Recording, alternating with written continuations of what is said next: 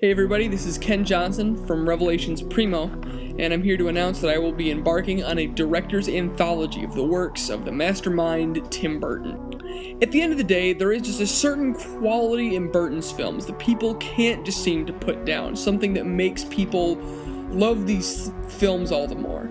I can't deny the fact that I am one of these people myself, which is why I'm so interested, personally, in figuring out what it is about Tim Burton's films that make them so likable to so many people. So what I'd like to talk to you guys a bit now is about who actually is Tim Burton. Now, Burton's main influences as a film director come from a style of film called German Expressionism, which, without going into a bunch of boring film history stuff, I'm just going to mention to you guys that German Expressionism was created in an era when the Germans didn't have a lot of money to make their films because of World War I. So instead of focusing on big budgets and fancy cameras, they focused a lot more on art style and shadows and editing. In particular, the silent film The Cabinet of Dr. Caligari has been known by Burton as being one of his largest influences as a film director to this day. The film itself is incredibly good, both visually and plot-wise. It's known as one of the very first films to ever include a twist ending. You can see very clearly through the art style of this film how Tim Burton was very deeply inspired by this film. Even look at this character and tell me he does not look at all like the character of Edward Scissorhands. You can tell very clearly that Edward Scissorhands was based very carefully off of this as an actual overall design aspect.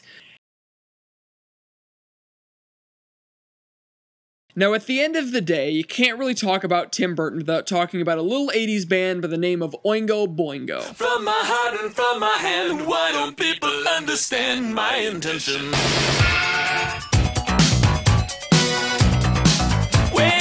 As many of you know, Oingo Boingo is a band from the 1980s that made some very, very strange but very popular music for a very particular crowd, and is to this day has led a huge cult following, one of the biggest cult followings of any musical band in history.